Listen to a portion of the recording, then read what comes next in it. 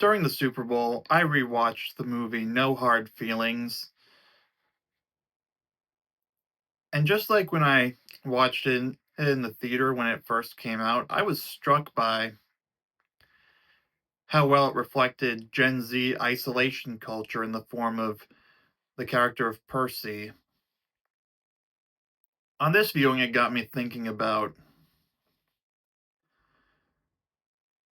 the stuff I talked about in my party culture video, and I noticed just how much the decline of party culture was reflected in the movie, both with Percy's behavior and the actual parties that he eventually goes to. Well, just the one house party, where the difference between what you might have expected 12 years before it was is called out.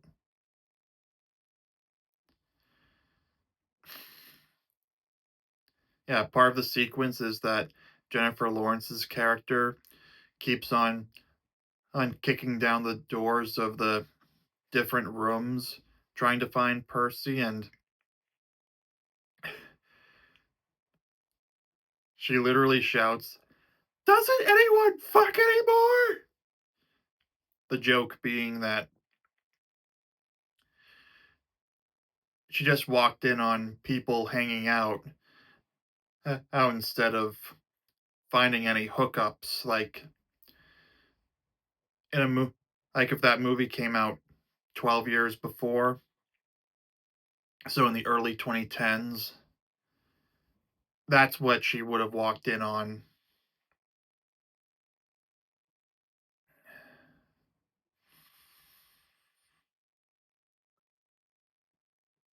Anyway, it brings me to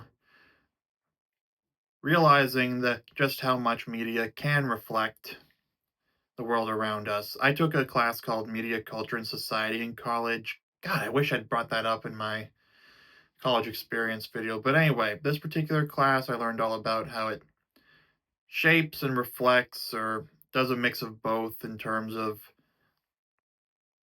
that. So someone could easily watch this video right now and ask the question, how does it shape society or has it shape other people? Like if you're starting to think about it too, that could be considered shaping. Reflecting is also getting the idea. In this case, I'm starting to reflect thoughtfulness about media that and we consume.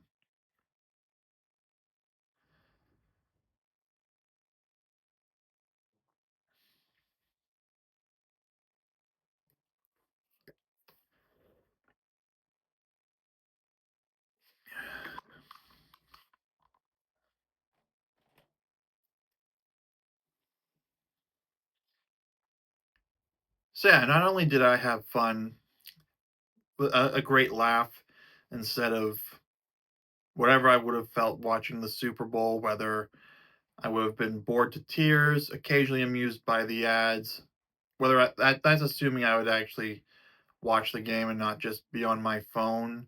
Like I would, I I forget if my mom was on her phone or not while she was watching it, but I would guess that she probably was.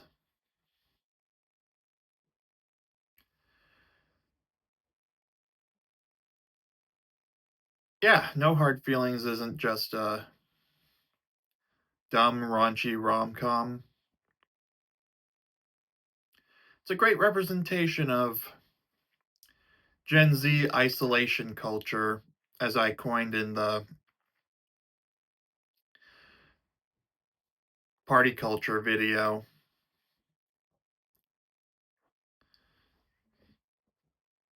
So yeah, you saw it in the character of Percy with the way that he barely left his room and was super duper introverted and in his shell that his parents wanted him to come out of, which is why they brought in Jennifer Lawrence.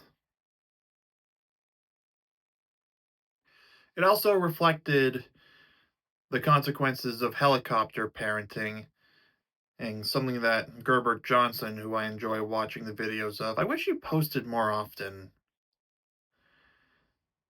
But anyway, he's talked about how helicopter parenting has led to shyness that you could see in Percy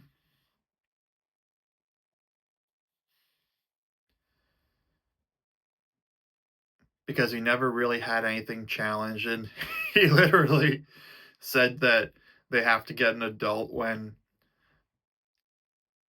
those three weirdos were stealing his clothes. Well, both their clothes.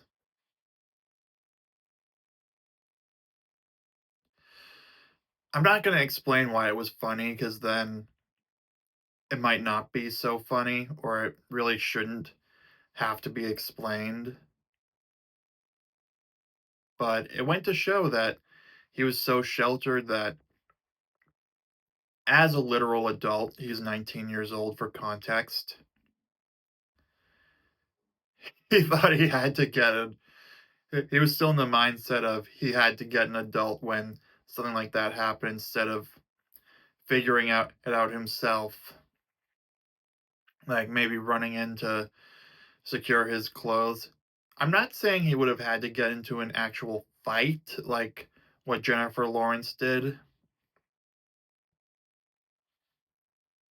Hilarious scene, by the way.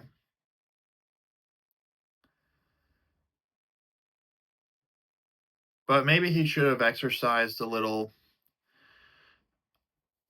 I don't know if I would call it self control, more like a little agency by just not getting into the water with Jennifer Lawrence if he really didn't want to.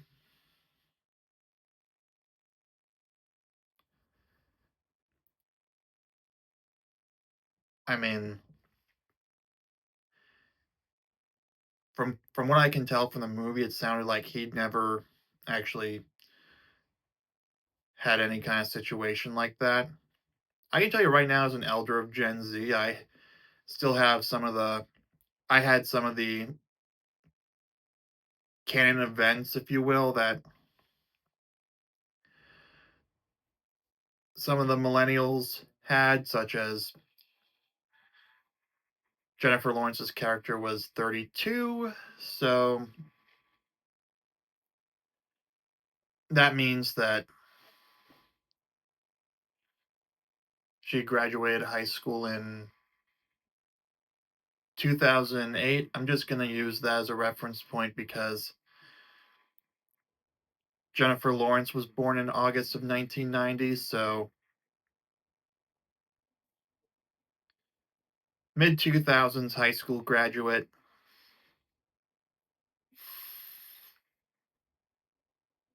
So right before the helicopter parenting really took off, which was more for Gen Z. But again, elder of Gen Z here. I was literally born 3 days too late to be a millennial. But when I was Percy's age, if you'll recall, I had that friend who offered me a beer on the final day of fifth grade when we were hanging out after the last day of elementary school. I think I told you this story, but you're hearing it now.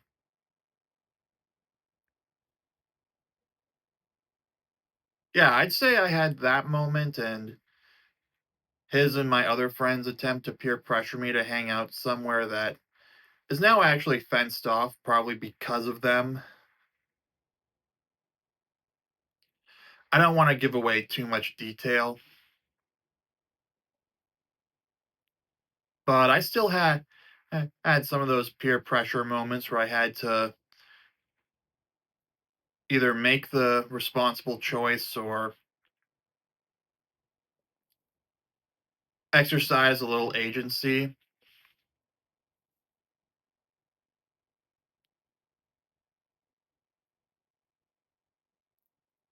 But yeah, No Hard Feelings was a great reflection of how the on how helicopter parenting makes it has its consequences. And it's why I still enjoy watching movies and TV across the board, even if, yeah, a decent amount of it's been garbage, which is why I cut back on going to the theater.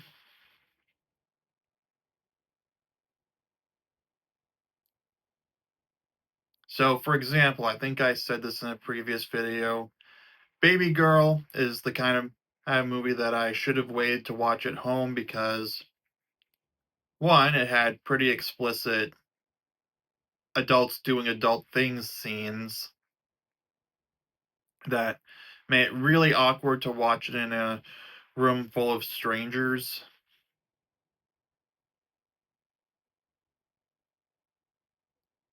But also, it didn't really benefit from the big screen,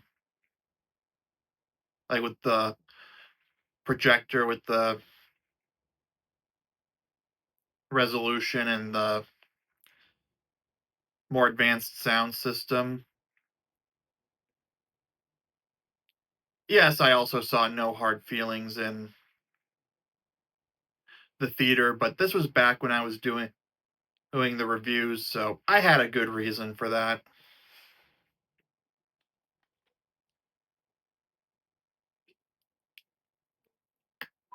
Anyway, I come across these kinds of reflections quite often with movies and such. I'll be honest, this Netflix movie from last August, I forget the name, but Bobby Cannavale played a science teacher who participated in the high school party, which that's actually a that one would actually be a wildly inaccurate depiction of Gen Z isolation culture.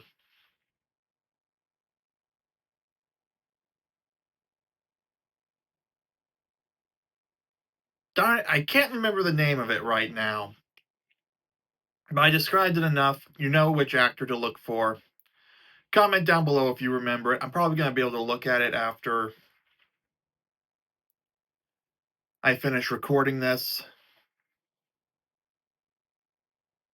I should stop fussing about that. Anyway, this month I had that You're Cordially Invited movie on Prime Video oh, that got to show that reflected younger people's attitudes towards marriage because Geraldine Viswanathan's character was getting married and she was only 22, which in 2025 is considered extremely young to get married, which is why, and spoiler alert if you haven't seen it, she and her boyfriend turned fiance turned husband got the marriage annulled at the end and they went back to being boyfriend and girlfriend until they were ready. It's a whole thing. I'll let you and who watch the movie to find out why.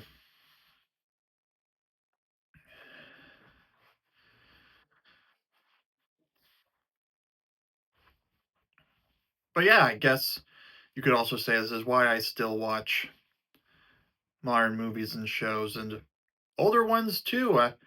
Have the power of preserving that particular time. Like 10 years from now, depending on what happens with isolation culture or maybe party culture makes a resurgence or somewhere in between becomes a thing, they'll be able to look back at 2023 and be like, wow, people were really they'll watch No Hard Feelings and they'll be like, wow, people actually isolated themselves like that. Just like we can look back at movies from the early 2010s or the 2000s where we can be like, wow, people actually did crazy things like that. Now I'm talking about grounded, real movies like that, comedies, rom-coms, etc. So let's see, what would be a good reflection? I can't think of one off the top of my head right now. Maybe to borrow from Cole Hastings's party culture video, Project X. I haven't seen it, but based on what he described, that seems like an accurate description of 2010's party culture for millennials compared to 2020's isolation culture for the Zoomers. I'm talking about the middle of the road Zoomers, not like one of the old farts like me and Gen Z. Again, as I said, my birthday video, I am 18 with an extra 10 years of experience. Well, 10 years plus a little over a month now.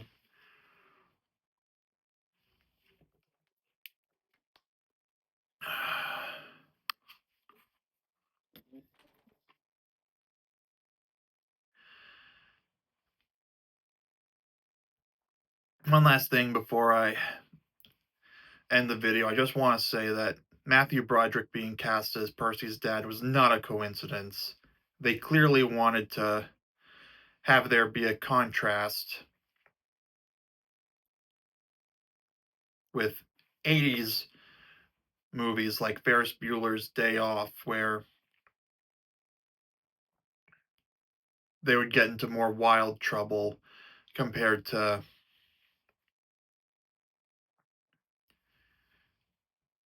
Gen Z's isolation culture. I feel like there needs to be a movie where a Zoomer, a millennial, a Gen Xer, and a Boomer are all put into situations that show the contrasting attitudes towards things like party culture and isolation culture and smartphones.